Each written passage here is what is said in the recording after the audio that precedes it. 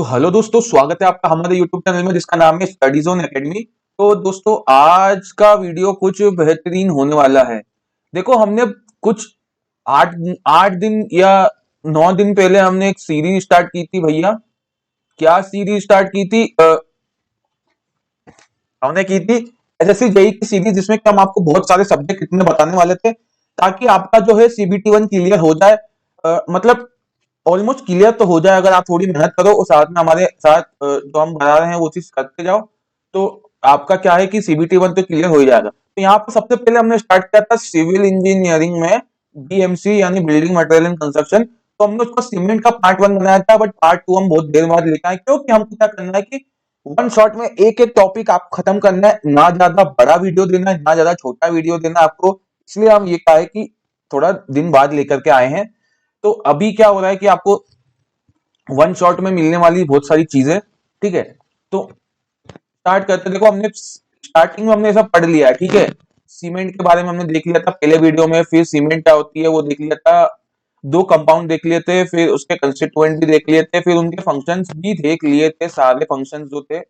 फिर box compound के बारे में पढ़ा था हमने कि जो वो थे, क्या नाम है, बोक्स नाम का एक साइंटिस्ट था, उनने बोक्स कंपाउंड को आइडेंटिफाई किया था। और ली टर्टलीज और टोरने वोन ने क्या किया था कि उसको किसी और नाम से बता दिया था, ठीक है।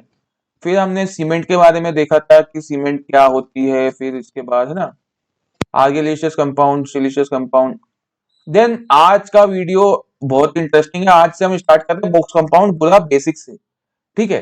तो देखो, बॉक्स कंपाउंड के बारे में अपन देखते हैं। इसमें बहुत सारे कुछ कुछ एक एक दो दो क्वेश्चन बन सकते हैं, तो उसमें हम जाएंगे थोड़ा सा। देखो, यहाँ पर है पहला बॉक्स कंपाउंड, क्या है इसका नाम?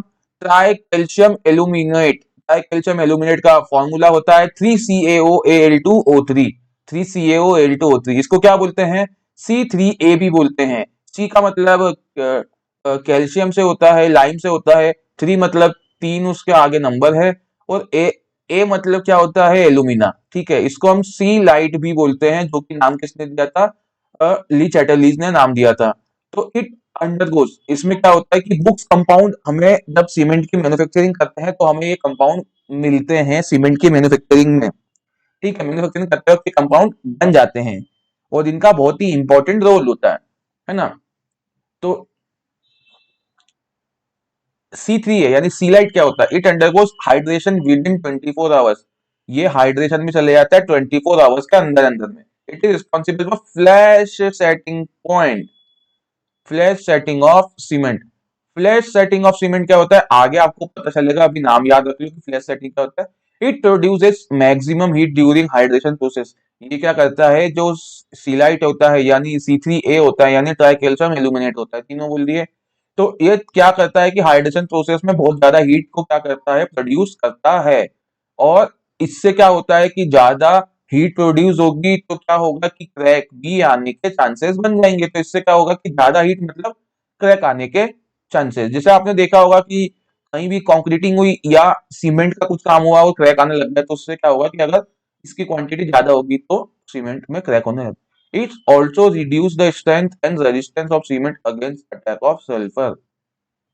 ये इसकी स्ट्रेंथ भी घटा देता है, ठीक है, इसकी सीमेंट की सल्फर के अगेंस्ट जो अटैक कर सकता है वो। It is an harmful ingredient of cement. ये क्या होता है? एक हार्मफुल इंग्रेडिएंट होता है सीमेंट के लिए, क्योंकि दो तीन चीजें यहाँ पे बेकार बेकार मिल रही है। एक तो हीट ऑफ हाइड्रेशन, ज्यादा हीट हो जाता है हाइड्रेशन प्रोसेस में, फिर क्रैक आने के चांसेस। फिर क्या होता है, सल्फर अटैक को रिड्यूस कर देता है, इसकी स्ट्रेंथ रिड्यूस कर देता है कि सल्फर का अटैक होगी तो इसकी स्ट्रेंथ क्या हो जाएगी? कम हो जाएगी। ये कितना होना चाहिए यानी कितना होता है? ये होता है 4 से 14%। देखो, ये होना भी चाहिए, ये नहीं भी होना चाहिए, बट ये हार्मफुल होता है। मतलब जिसके ज्यादा फायदे ना हो वो हार्मफुल ही कहलाएगा ना। मतलब एक फायदा बता रहे हो, 4 नुकसान बता रहे हो, तो ये हार्मफुल ही हो गया ना बात, है ना। ठीक है, अब हम बात करने वाले हैं, आगे बढ़ेंगे।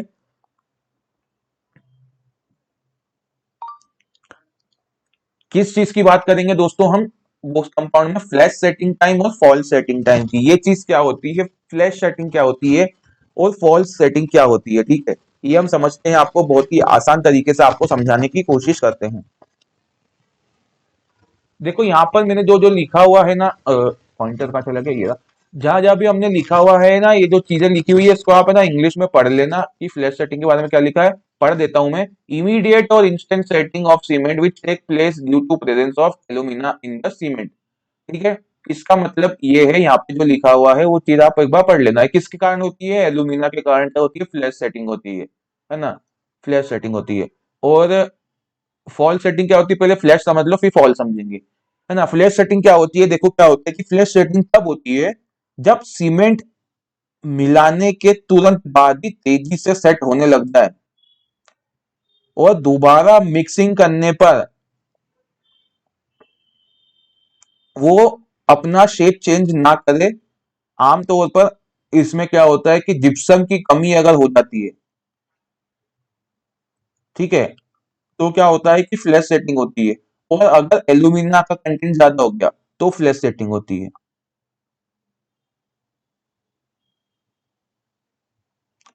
ठीक है। अब फॉल्स सेटिंग को समझते हैं। ठीक है, फ्लैश सेटिंग आपने समझ लिया, फॉल्स सेटिंग को समझते हैं।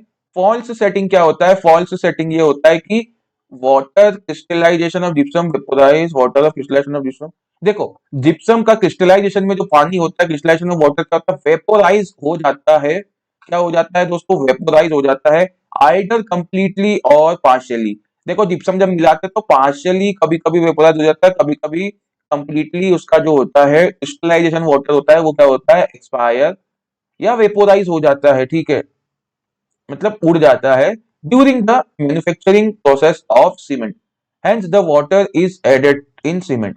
इसलिए ही हम क्या करते हैं कि पानी में हम क्या है, वाटर मतलब पानी को हम क्या है, ऐड करते हैं सीमेंट के अंदर। It first react with gypsum to fulfil its water deficiency. सबसे पहले पानी किसको रिएक्ट करेगा? जिप्सम को। उसकी पानी की जो है रिक्वायरमेंट है, जो डिफिशियंसी है जिप्सम के अंदर पानी की, सबसे पहले पानी उसको क्या करेगा? फुलफिल करेगा।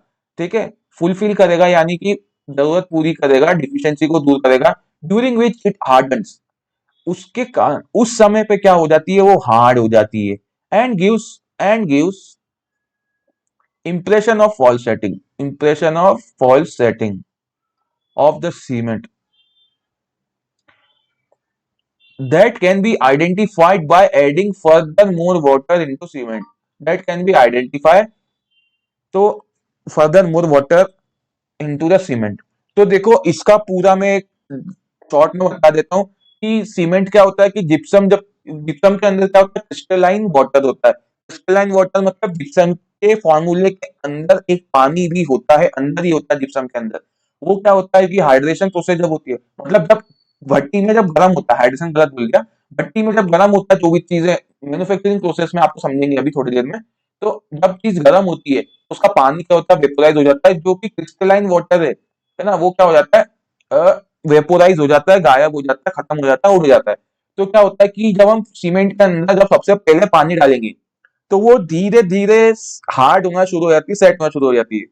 पर हम जब उसपे क्या है कि वो एक फॉल्स सेटिंग होती है, मतलब कि गलत सेटिंग होती है, उसको हम क्या करेंगे? अगर वापस से मिलाएंगे तो वो क्या होगा कि वापस से शेप चेंज कर देगी, वापस से मिलना शुरू हो जाएगी।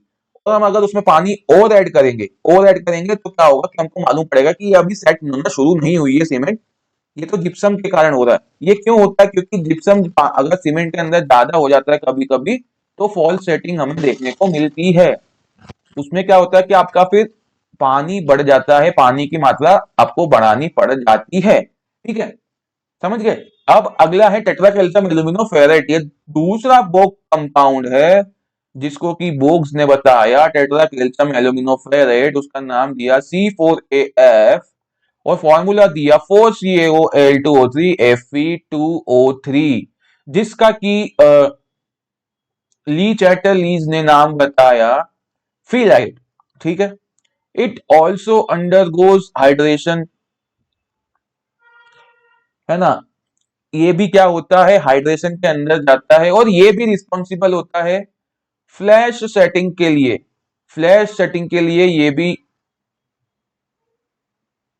क्या होता है? रिस्पॉन्सिबल होता है। ये वर्स्ट सीमेंटिंग प्रॉपर्टीज बताता है। सीमेंट में जो गंदी प्रॉपर्टीज होती है, वर्स्ट प्रॉपर्टी होती है, वो होती है reduce the resistance of cement against attack of sulphur. ये भी सेम चीज करता है कि सल्फर के अटैक को क्या करता है? मतलब जो उसकी क्षमता होती है सल्फर को अटैक करने की, उसको कम कर देता है। ये कोई इंजीनियरिंग प्रॉपर्टी नहीं रहता है सीमेंट के अंदर। और क्या होता है, ये 10 से 18% तक क्या होता है सीमेंट के अंदर, ये चीज होती है। रेट ऑफ हाइड्रेशन C4AF का C3A से ज्यादा होता है।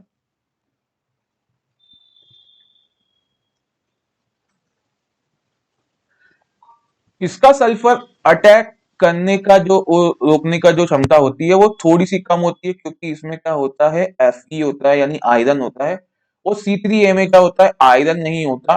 तो इससे क्या होता है कि ये रिड्यूस तो करता है बट इतना नहीं करता जितना C3A करता है। ठीक है, आगे बढ़ते हैं। टेट्रा कैल्शियम सिलिकेट यानी C3 नहीं, पहले बोलेंगे 3CaO.SiO2 यानी C3S यानी इलाइट। इलाइट किसने बताया था, इसका नाम इलाइट किसने बताया था, ली चैटर्लीज ने बताया था, ली चैटर्लीज ने बताया था। ठीक है, और ये टेट्रा कैल्शियम सिलिकेट किसने बताया था, बोग्स ने बताया था, क्योंकि बोग्स कंपाउंड है ये। It undergoes hydration within the week और टू, यानी कि या तो एक हफ्ते में या 2 हफ्ते में ये क्या होता है कि हाइड्रेशन की प्रोसेस में जाता है। Responsible for development of early strength, ये रिस्पॉन्सिबल होता है कि जो सीमेंट में जो अर्ली स्ट्रेंथ आती है वो इसके कारण आती है, किस कारण, ट्राई कैल्शियम सिलिकेट के कारण। Best cementing properties amongst all Woakes compound, जितने भी वो कंपाउंड होते हैं उसमें क्या होता है, सबसे बेस्ट सीमेंट की प्रॉपर्टी ये चीज, ये जो कंपाउंड है वो देता है। Increase resistance of cement against frost action. Frost action मतलब क्या होता है, फ्रीजिंग एंड थॉइंग को फ्रोस्ट एक्शन बोलते हैं। ठीक है, फ्रीजिंग एंड थॉइंग को क्या बोलते हैं, फ्रोस्ट एक्शन बोलते हैं, या फिर बोल रहे हैं कि मेल्टिंग। ठीक है, फिर ये 45 से 65% तक होता है। फिर क्या है, C S plus H2O yields two C S H gel का क्या होता है, फॉर्मेशन होता है, और C3S है ना, क्या होता है, CHS जेल का फॉर्मेशन होता है। फिर C3S plus H2O yields to क्या होता है, पहले तो सी एस एच जेल बनेगा, और क्या बनेगा, कैल्शियम हाइड्रोक्साइड बनेगा। ठीक है, कैल्शियम हाइड्रोक्साइड बनेगा। ठीक है, तो CSH जेल जो होता है ना, calcium silicate hydrate gel, also known as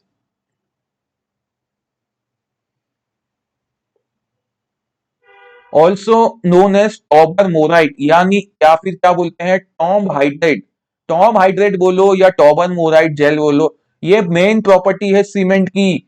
cement जो बाइंड करती है, सीमेंटेनियस कंपाउंड जो होता है, बाइंडिंग प्रॉपर्टी जो होती है सीमेंट की, वो टॉबर मोराइट जेल के कारण आती है, जिसको बोलते हैं CSH जेल। तो ये वाला जो पॉइंट है इसको नोट कर लो, कहीं पर एग्जाम में कभी ना कभी पूछा जा सकता है। और जो होता है कैल्शियम हाइड्रोक्साइड जो होता है वो रिलीज हो जाता है during hydration process and tendency of corrosion in reinforcement. तो क्या होता है कि अगर रिइंफोर्समेंट के साथ में यूज कर रहे हैं तो कोरोजन आने के चांसेस किससे बढ़ जाते हैं, कैल्शियम हाइड्रोक्साइड से बढ़ जाते हैं। ठीक है, और इसमें एक मेन पॉइंट है कि टोबर मोलाइट जेल क्या होता है, आपसे कभी कभी पूछा जा सकता है कि टोबर मोलाइट जेल आपको पता है कि नहीं पता है क्या होता है, जिससे कि सीमेंट की जो सीमेंटेनियस प्रॉपर्टी जो हम बोलते हैं, मेन प्रॉपर्टी जो बाइंडिंग की प्रॉपर्टी होती है वो इसी से आती है, CSH जेल से आती है। ठीक है,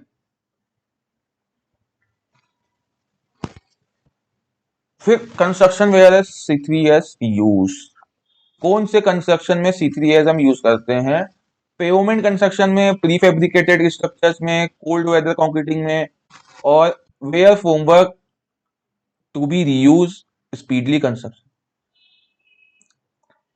ठीक है, इतनी इतनी इतनी जगहों पर क्या होता है, ट्राई कैल्शियम सिलिकेट यानी C3S यानी इलाइट का यूज होता है। फिर डाई कैल्शियम सिलिकेट यानी 2CaO.SiO2 यानी C2S, इसको क्या नाम दिया था किसने, ली चैटर्लीज ने इसे नाम दिया था मेरे बाबू, क्या नाम दिया था, बिलाइट नाम दिया था। ठीक है, बिलाइट नाम दिया था। It undergoes hydration with in year, ये क्या होता है कि हाइड्रेशन में जाता है, कब जाता है, 1 साल के अंदर, मतलब साल के अंदर कभी भी जा सकता है, महीने 6, 15 महीने, 20 महीने, 10 महीने में कभी भी जा सकता है। इट रिस्पॉन्सिबल फॉर अल्टीमेट और प्रोग्रेसिव स्ट्रेंथ। ये किसके लिए रिस्पॉन्सिबल होता है? अल्टीमेट या प्रोग्रेसिव स्ट्रेंथ के लिए इस्तेमाल होता है। तो जो चीज मैंने यहाँ पे येलो कलर से हाईलाइट की है वो चीज में क्वेश्चन कभी कभी बनने के चांसेस हो सकते हैं, तो इसलिए मैंने हाईलाइट की हुई है। Increase the resistance of cement against attack of chemical and acid. ये क्या करता है कि सीमेंट में जो एसिड को लड़ने की क्षमता होती है और जो केमिकल्स को लड़ने की क्षमता होती है उसको बढ़ा देता है। ये कितना परसेंट होता है सीमेंट के अंदर? ये होता है 15 से 35, यानी 15 to 35%, यानी 15 से 35%। तो ये क्या करता है, सी और एस जोड़ेंगे तो CO2 H2O से रिएक्ट करेंगे तो इसमें भी क्या बनेगा, CSH जेल बनेगा और CaOH वोल्टवाइज यानी कि कैल्शियम हाइड्रोक्साइड निकलेगा और फिर वही चीज यही वाली रिएक्शन है। ठीक है, एग्जाम्पल है इसके, एग्जाम्पल किस किस चीज में यूज होता है? डैम्स, वियर्स, बैराजेस और ब्रिजेस में। ठीक है, नोट नोट नोट, ये बहुत ही इंपॉर्टेंट नोट है, ये बहुत ही इंपॉर्टेंट नोट है तो नोट कर लिया जाए। बहुत ही इंपॉर्टेंट है, इसको आपको कॉपी में नोट करते रहना है, करना स्टार्ट कर देना है। ठीक है, बहुत ही इंपॉर्टेंट चीज है ये। बाइंडिंग प्रॉपर्टी C3S में ज्यादा, C2S में और कम, C3A में कम और C4AF में बिल्कुल ना के बराबर। ये आपको इंक्रीजिंग ऑर्डर में है, ये आपको डिक्रीजिंग में भी पता होना चाहिए, इंक्रीजिंग में पता होना चाहिए। कुछ कुछ स्टूडेंट क्या होते हैं, सबको उनको स्टूडेंट को पता होता है, बट एग्जाम के प्रेशर में वो इंक्रीजिंग, देखो एग्जाम के प्रेशर में ना तो वो समझ पाते हैं कि ये क्या है, इंक्रीजिंग ऑर्डर है या डिक्रीजिंग ऑर्डर है। एग्जाम का प्रेशर होता है सबके पास, तो ये आपको याद रखना कि इंक्रीजिंग ऑर्डर में है, डिक्रीजिंग ऑर्डर में है। फिर हीट ऑफ हाइड्रेशन सबसे ज्यादा C4AF में होती है हीट ऑफ हाइड्रेशन, फिर C3A में होती है, फिर C3S में सबसे ज्यादा, उससे कम हीट ऑफ हाइड्रेशन निकलती है, C2S में उससे कम हीट ऑफ हाइड्रेशन निकलती है। फिर CaOH वोल्टवाइज is soluble in water and leaches out, making the concrete porous, particularly in hydraulic structure, thereby reduce the durability of concrete। देखो क्या होता है, अगर सीमेंट कंक्रीट बना रही है तो क्या होता है कि जो CaOH होता है, कैल्शियम हाइड्रोक्साइड जो होता है वो पानी के साथ रिएक्ट करके लीच कर लेता है, यानी लीचेट कर लेता है। लीचेस वाली बात क्या होती है? लीचेस मतलब कहीं पर नीचे जाके जमा हो जाता है, जो कि बेकार चीज होती है। और उसमें क्या होता है, कंक्रीट में पोरस प्रॉपर्टी आ जाती है, यानी खोखलापन आने के चांसेस बढ़ जाते हैं। और ये क्या होता है कि जो हाइड्रोलिक स्ट्रक्चर होते हैं उसमें क्या होता है, उसकी ड्यूरेबिलिटी क्या हो जाती है कंक्रीट की, कम हो जाती है हाइड्रोलिक स्ट्रक्चर्स में। फिर एक और पॉइंट है कि calcium hydroxide react with sulphate present in water और soil and leads to the formation of CaSO4 further. देखो अगर पानी के अंदर सल्फर होगा तो पानी के अंदर सल्फर हुआ तो जो कैल्शियम हाइड्रोक्साइड है ना, वो कैल्शियम सिलिकेट में चेंज हो जाएगा। ठीक है, CaSO4 में चेंज हो जाएगा और उस चीज से क्या होगा, ड्यूरेबिलिटी फिर कम हो जाएगी। फिर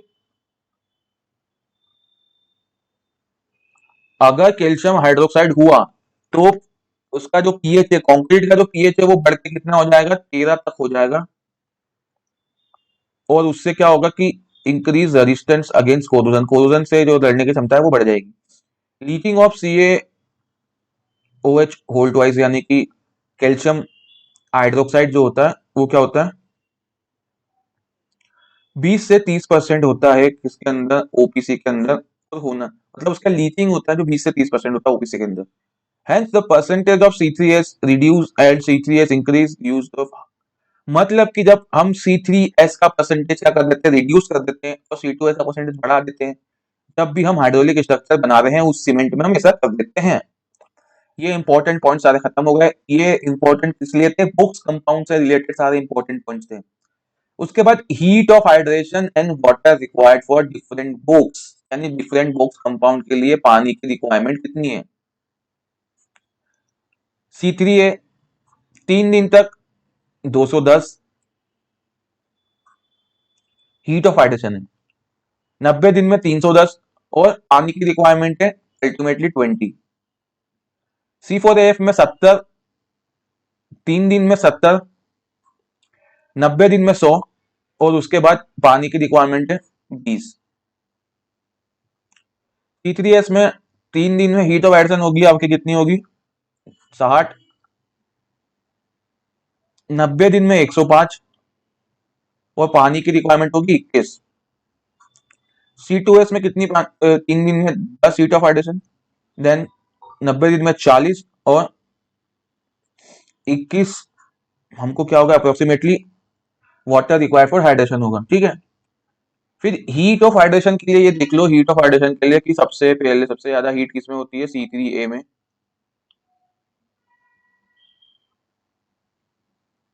यहाँ पर थे अपन, सबसे ज्यादा रिक्वायरमेंट C3A, फिर C3S, फिर C4AF, देन C2S। फिर वाटर रिक्वायर्ड फॉर हाइड्रेशन, तो C3S में सबसे ज्यादा पानी रिक्वायर्ड होगा, C2S में उससे कम पानी रिक्वायर्ड होगा, C3A में कम, और C4AF में दोनों में ऑलमोस्ट ऑलमोस्ट अप्रोक्सीमेटली सेम पानी रिक्वायरमेंट होता है। ठीक है, ठीक है, ठीक है, ठीक है, ठीक है, समझ गए। आगे बढ़ जाते हैं, अब बात करते हैं about OPC. Heat of hydration at the age of 7 days is 89 से 90। इतनी हीट ऑफ हाइड्रेशन होती है। और 28 दिन में 90 से 100। 28 दिन में कितनी? 90 से 100। किसमें? ऑर्डिनरी पोर्टलैंड सीमेंट में। Approximately 23% water by weight is required to complete hydration of cement. यानी 23% वाटर बाय वेट, यानी कि पूरे वजन का 23% पानी रिक्वायरमेंट होगा हमें, इसलिए हीट ऑफ हाइड्रेशन के लिए। About 15% water is added to cement to get entrapped in the voids of cement particle. देखो 15% जो पानी होगा ना, वो क्या होगा? सीमेंट पार्टिकल के वॉइड्स के अंदर क्या होगा? इकट्ठा हो जाएगा।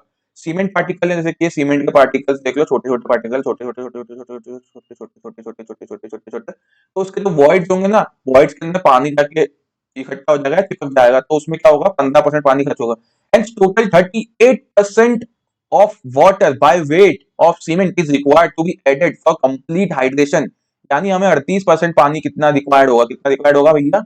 टोटल 38% पानी ऑफ, मतलब बाय वेट रिक्वायर्ड होगा हमारे को, ठीक है, आई के लिए complete heat of hydration process करने के लिए। फिर combined water, it is the water which is chemically combined with the products of hydration and it's unevaporable. देखो अनइवोपरेबल पानी है जो कि कंबाइन होता है केमिकली पानी, वो कितना है? 23% है। कंबाइन वाटर बोलेंगे कितना है? 23% है। Gel water, it is the water which is absorbed over the surface of cement particles and not available for hydration। जो कितना पानी होगा? 15% पानी है जो कि हाइड्रेशन के लिए अवेलेबल नहीं है। और capillary water, it is a water occupied by capillary pores and easily evaporable. यानी जो पोर्स होंगे सीमेंट के अंदर, छोटे छोटे छिद्र होंगे, उसके अंदर क्या होगा? पानी इकट्ठा हो जाएगा और वो इजीली क्या होगा? इवोपरेट होने लग जाएगा कुछ समय बाद।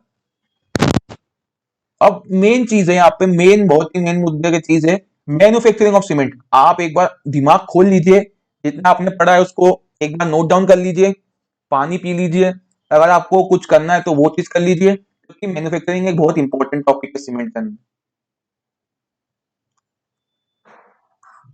ये है, इसको मैं दूंगा 3 स्टार। 3 स्टार टॉपिक है ये। Manufacturing of cement is done on following sequence of operation. देखो सीमेंट की मैन्युफैक्चरिंग, कोई सी सीमेंट की मैन्युफैक्चरिंग हो, कैसा भी मैन्युफैक्चरिंग हो, हम क्या होगा? 3 सीक्वेंस में क्या चलेगी? इसकी मैन्युफैक्चरिंग चलेगी। पहला है मिक्सिंग ऑफ रॉ इंग्रेडिएंट, यानी रॉ इंग्रेडिएंट जो भी हम सीमेंट के लिए यूज करेंगे, लाइम हो गया, क्ले हो गई, वो चीज क्या करेंगे? इसको मिक्स करवाएंगे हम। फिर करेंगे बर्निंग। बर्निंग भट्टी में बर्निंग होगी, यानी कि किल्न, किल्न बोलते हैं उसे, किल्न में बर्निंग होगी। फिर होगी ग्राइंडिंग, ठीक है, फिर उसको ग्राइंड करेंगे। तो ये तीनों प्रोसेस होती है। अब सीमेंट की मैन्युफैक्चरिंग की 2 प्रोसेस होती है। सीमेंट 2 तरीके से मैन्युफैक्चर होती है, एक होती है ड्राई प्रोसेस और एक होती है वेट प्रोसेस। ड्राई प्रोसेस क्या होती है, वेट प्रोसेस क्या होती है, आइए चलिए समझने की कोशिश करते हैं। देखो आपको ये समझ में आया? एक बार और आपको बताने की कोशिश करता हूं मैं, अगर जिसको समझ में नहीं आया होगा। मिक्सिंग ऑफ रॉ इंग्रेडिएंट, सबसे पहला पॉइंट क्या होगा? Mixing of raw ingredient. फिर क्या होगा? बर्निंग। फिर क्या होगा? ग्राइंडिंग। ये 3 प्रोसेस आपको याद रखनी है, ठीक है। ड्राई प्रोसेस क्या होती है? ड्राई प्रोसेस क्या होती है? ड्राई प्रोसेस में पानी का यूज नहीं होता। नो वाटर, क्योंकि वो ड्राई है यानी सूखी है, तो पानी नहीं होगा। ड्राई प्रोसेस की पूरी मैं आपको एक चार्ट यहाँ पर बनाकर लेके आ गया हूँ। कैल्शियस मटेरियल यानी लाइमस्टोन और आर्गिलेशियस मटेरियल यानी क्ले, इनकी क्रशिंग होगी, इधर भी क्रशिंग होगी। फिर fine grinding in ball mill and tube mill, यहाँ पे फाइन ग्राइंडिंग होगी, फाइन बिल्कुल वो होने का काय में, बॉल मिल में और ट्यूब मिल में। यहाँ पर भी सेम, क्ले का फाइन ग्राइंडिंग होगी बॉल मिल में और ट्यूब मिल के अंदर में।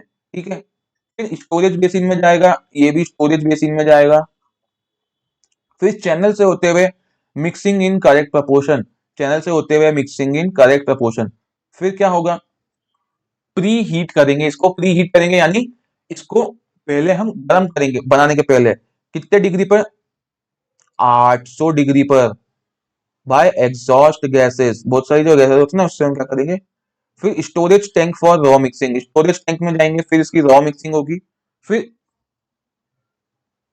देखो, फिर इसमें क्या होगा कि इल्म में आ जाएंगे हम, यानी भट्टे में आ जाएंगे, भट्टी बोलते हैं जिसे, इल्म में आ जाएंगे। और इसमें क्या होगा, जैसे कि फ्यूल होगा, जैसे कि क्या होगा, ऑयल हो सकता है, नेचुरल गैस होती है, या कोयला हो सकता है, कोई भी चीज आप। फिर क्लिंकर इस फॉर्म, क्लिंकर बनेंगे, क्लिंकर बनेंगे, क्लिंकर मतलब क्या होगा, छोटे छोटे से लड्डू के फॉर्म में बनेंगे, लड्डू लड्डू जैसे क्लिंकर बनेंगे। फिर क्या होगा कि इसमें हम लड्डू के अंदर में 2 से 3% डिप्सम मिलाएंगे, है ना। फिर क्या आएंगे कि बॉल मिल में जाएंगे, बॉल मिल में जाएंगे और लड्डू टूट जाएंगे और सीमेंट में जिप्सम मिल जाएगा। और फिर सीमेंट के साइलोज होते हैं, बड़े बड़े साइलोज में क्या होगा, ये जाके भरा जाएगी सीमेंट, और फिर पैकिंग में जाएगी, फिर पैकिंग हो जाएगी और पैकिंग प्लांट में जाकर के मैन्युफैक्चरर के पास चली जाएगी। ठीक है, ये प्रोसेस होती है। एक बार आप इसका स्क्रीनशॉट ले लीजिए, समझ लीजिए, ये ड्राई प्रोसेस होती है। वेट प्रोसेस क्या होती है? वेट में क्या होगा, वाटर एडेड होगा, पानी इसमें होगा, वाटर, एक पेस्ट बनेगा पानी से। क्या बनेगा, पानी से क्या बनेगा, इसका पेस्ट बनेगा। आगे देखो, वेट प्रोसेस यहाँ पर दी हुई है। पहली चीज तो सेम है, यहां तक सेम है। क्रशर, क्रशिंग होगी किसकी, लाइमस्टोन की, फिर इधर से क्ले की क्रशिंग होगी। इसमें वॉश मिल में क्रशिंग होती है, यहाँ पे धुलेगा पहले इसको, ठीक है। यहाँ पे इसको क्या करेंगे, धोएंगे, वॉश मिल में होगी। फिर यहाँ पर वेट ग्राइंडिंग होगी बॉल मिल, तो मिक्स स्लरी, स्लरी बनेगी, यहाँ पर स्लरी, स्लरी बनेगी। स्लरी मतलब एक पेस्ट हो जाता है जिसमें कि पानी की क्वांटिटी ज्यादा होती है, उसको स्लरी बोलते हैं। फिर bleeding of slurry to correct proportion, फिर ब्लीडिंग ऑफ स्लरी करवाएंगे, स्लरी को ब्लीडिंग एक्शन होता है जो, वो चीज करवाएंगे। फिर स्टोरेज ऑफ करेक्ट स्लरी, जो करेक्ट स्लरी होगी उसको हम स्टोर करके रख लेंगे। फिर वही कोयला या तेल या नेचुरल गैस कुछ भी हम भट्टी के अंदर यूज करेंगे, और फिर क्या करेंगे, स्लरी को रोटेट करेंगे फ्रॉम अपर एंड से हम रोटेट करेंगे। ठीक है, फिर स्लरी कन्वर्टेड इनटू क्लिंकर, फिर स्लरी जो कन्वर्ट हो जाएगी वो भी क्लिंकर में कन्वर्ट हो जाएगी, वही क्लिंकर क्या होंगे, लड्डू, लड्डू बनेंगे, लड्डू लड्डू लड्डू। फिर हम 2 से 3% जिप्सम मिलाएंगे, फिर क्लिंकर को हम बॉल मिल में ले जाएंगे और फिर दोनों को मिला करके यहाँ पर सीमेंट के साइलोज सब हम भर देंगे। फिर पैकिंग के लिए मैन्युफैक्चरर के पास चली जाएगी। ठीक है, तो ये होती है सीमेंट की ड्राई प्रोसेस और वेट प्रोसेस। ठीक है, दोनों प्रोसेस हमने देख ली। आपको दोनों प्रोसेस को एक बार चार्ट को कॉपी में बना लेना है, ताकि आपको कोई भी क्वेश्चन पूछा जाए तो आपको आसानी हो कि आपने कुछ लिखा हुआ दिखा, कुछ आपको विजुअलाइज हो चीजें। फिर हम बात करते हैं टेस्ट की, तो हम आप पे पूरे टेस्ट कवर नहीं करेंगे भैया भैयू, हम यहाँ पर कुछ कुछ टेस्ट अभी आज के वीडियो में कवर करेंगे, फिर कुछ कुछ टेस्ट हम आगे वाले वीडियो में कवर करेंगे, क्योंकि वीडियो की साइज भी मेरे को बढ़ानी नहीं है और वन शॉट में मेरे को पूरे पूरे प्रोसेस आपको समझानी है। फील्ड टेस्ट है, फील्ड टेस्ट आपको ऐसा ही समझाता हूँ। फील्ड फील्ड टेस्ट को बोलते हैं फिजिकल टेस्ट, फिजिकल टेस्ट बोलते हैं। Must must possess uniform grey colour, पहला क्या है फील्ड टेस्ट कि यूनिफॉर्म ग्रे कलर होना चाहिए, उसमें कुछ कलर मिक्स नहीं होना चाहिए कि काला भी दिख रहा है, ग्रे भी दिख रहा है, व्हाइट भी दिख रहा है, ऐसा नहीं होना चाहिए सीमेंट में। फील स्मूथ व्हेन रब बिटवीन द फिंगर, यानी कि मेरी जो चुटकी है, चुटकी, चुटकी के अंदर मैं क्या करूंगा, उसको फिंगर को उसमें रखूंगा सीमेंट को, तो क्या मुझे स्मूथ फील होना चाहिए। फिर must be free from presence of air set lumps. देखो अगर उसके अंदर एयर आ जाएगी तो क्या होगा कि गांठें बनना शुरू हो जाएगी। लम्स मतलब क्या होता है, गांठें गांठें बनना शुरू हो जाएगी। फिर must sink and not float when throw in bucket of water. देखो पानी की बकेट में हम डाल देंगे तो क्या सिंक होना चाहिए, है ना, फ्लोट नहीं होना चाहिए। Must feel cool and not warm. Cement के बोरे के अंदर आप इसे हाथ डाल दो, ठंडा ठंडा फील होना चाहिए। Paste of sample must be feel like sticky between finger.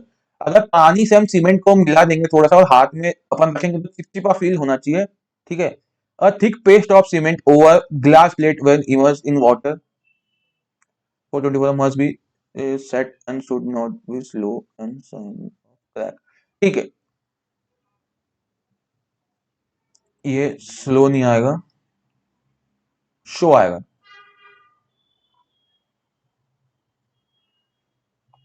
हम क्या करेंगे, सीमेंट का एक थिक पेस्ट बनाएंगे ग्लास प्लेट के ऊपर और फिर उसको पानी के अंदर 24 घंटे के लिए रख देंगे और फिर वो क्या होना चाहिए कि क्रैक नहीं आना चाहिए उसके अंदर 24 घंटे के बाद।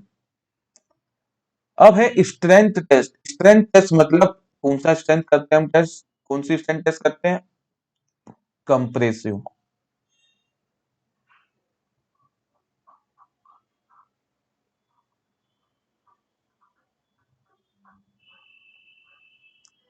कौन सी स्ट्रेंथ टेस्ट करेंगे, कंप्रेसिव स्ट्रेंथ। अब block of 25 by 25 by 200 cube बनाएंगे हम। कैसे बनाएंगे, सीमेंट मोटार से। सीमेंट का हम क्या बनाएंगे, एक ब्लॉक बनाएंगे 25 बाय 25 बाय 200 का। उसको पानी में रखेंगे कितने दिन के लिए, 7 दिन के लिए पानी में रख देंगे। Place a sample on support of 150 mm apart.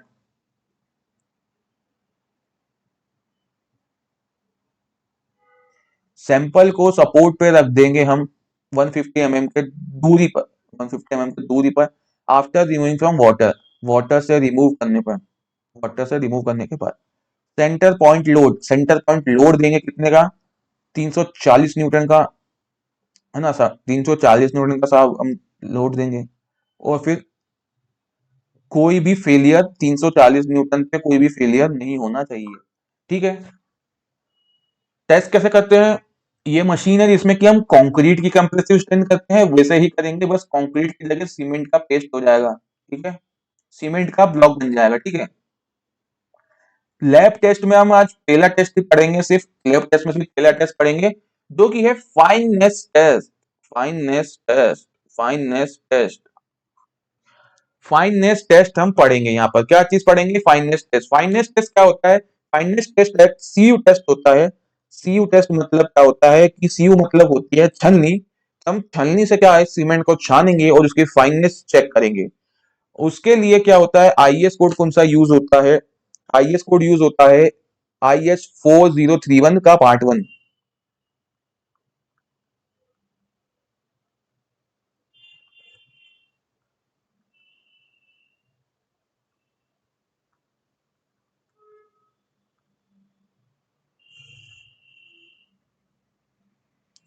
IS का 4031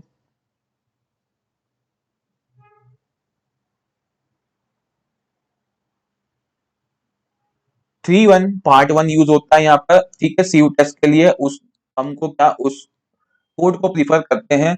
फिर देखो यहाँ पर बहुत सारी चीजें लिखी हुई है, ये लिखा हुआ है, ये लिखा हुआ है, ये लिखा हुआ है, तो इसको आप पढ़ लो जल्दी जल्दी। मैं आपको आसान शब्दों में समझाऊंगा इसके बाद, पहले पढ़ लेते हैं। वेट अप्रोक्सीमेटली 10 ग्राम, हमको वेट कितना लेना है, 10 ग्राम सीमेंट लेनी है।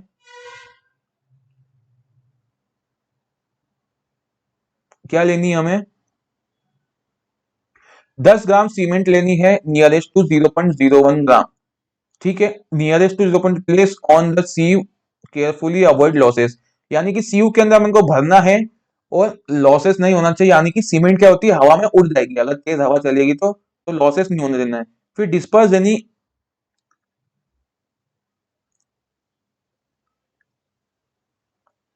डिस्पर्स यानी एग्लोमीरेट। एग्लोमीरेट मतलब क्या होता है, एग्लोमीरेट मतलब क्या होता है, एग्लोमीरेट्स मतलब क्या होता है कि अगर कोई आटा है, आटा या सीमेंट है आपके पास, कोई भी चीज मान लो, तो उसका क्या होता है कि कहीं कहीं पे पहाड़ जैसा ऐसा छोटा छोटा ऐसा स्ट्रक्चर फॉर्म हो जाता है। आपने देखा होगा ना कि कहीं पे आटा रखा हुआ है आपके घर में तो ऐसा पहाड़ जैसा बन जाता है कहीं कंटेनर में, तो वो नहीं होना चाहिए, पूरा प्लेन कर दो उसको। उसको डिस्पर्स कर दो, यानी कि ऐसे हाथ से या टॉवेल से आप ऐसे ऐसे मार दो इस पे, यहाँ पे तो पूरा फ्लैट हो जाएगा, है ना।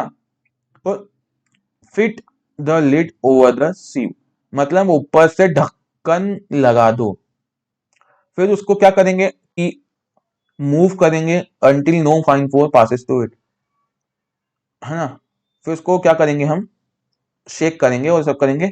Remove weigh, remove and weigh the residue, पहले तो रेसिड्यू को रिमूव कर लेंगे, वेट कर लेंगे और उसका मास परसेंटेज निकाल लेंगे। और क्या करेंगे कि R1 उसको क्या है बोल देंगे, क्या बोलेंगे R1, है ना। फर्स्ट क्वांटिटी R1 और उसकी जो नियरेस्ट वैल्यू क्या है 0.1% तक निकलना चाहिए, ठीक है ना। और फिर क्या करेंगे कि ट्रे में ब्रश से साफ कर लें कि कोई भी पार्टिकल सीमेंट का उसमें ना रह जाए।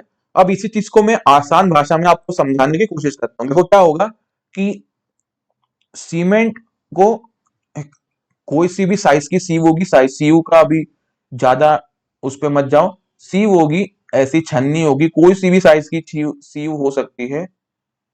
ऐसे इसके अंदर क्या होते हैं, बहुत सारे पार्ट्स होते हैं सीव के अंदर, ऐसे ऐसे।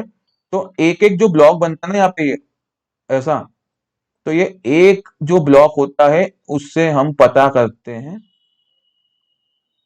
कि ये कितने माइक्रोन की सीव है। तो वो उस पे मत जाइए कि कितने माइक्रोन की है, नॉर्मली 90 माइक्रोन की यूज करते हैं, बट कभी कभी दूसरी भी यूज कर लेते हैं अलग अलग टेस्ट में। फिर मोस्ट ऑफ द सीमेंट उसके अंदर से पास हो जाएगी। अगर वो फाइन सीमेंट है तो, अगर उसमें से बहुत सारी सीमेंट पास नहीं हो रही है तो वो कोर्स सीमेंट होती है। अगर इसमें सीमेंट पास हो गई, मोस्ट ऑफ द सीमेंट पास हो गई, तो वो क्या कहलाएगी, फाइन कहलाएगी। अगर नो नहीं हुई तो वो कोर्स सीमेंट कहलाएगी, ठीक है। Why it matters, fine cement gives better strength and quicker setting, मतलब फाइन, वाई इट मैटर, मतलब ये मैटर क्यों करता है, क्योंकि फाइन सीमेंट हमें क्या देगी, बेटर स्ट्रेंथ देगी। फाइन सीमेंट गिव्स बेटर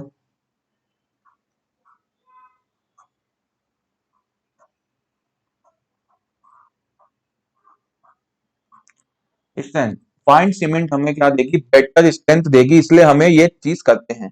सब समझ में आ गया, जो जो भी लिखा है यहाँ पर, फिर उसी प्रोसेस को रिपीट करते जाओ, 3 बार करो, 2 बार करो, फिर जो भी प्रोसेस है वो हो जाएगी। मेन मुद्दा क्या था, मेन मुद्दा है कि फाइननेस चेक करनी, यानी जो फाइन सीमेंट होगी वो हमें क्या ज्यादा स्ट्रेंथ देगी। सीव देखो ऐसी वाली यूज करते हैं, सीधे शेकर मशीन में हम लग देते हैं इसमें सीव को टिका के, फिर वजन करने के लिए छोटा वाला वेट मशीन में यूज कर लेते हैं। लैब टेस्ट हो गए हमारे खत्म। Thank you. तो आज की वीडियो में इतना ही, हमने क्या क्या देख लिया, देखो पहले तो स्टार्टिंग से कहाँ से देखा हमने,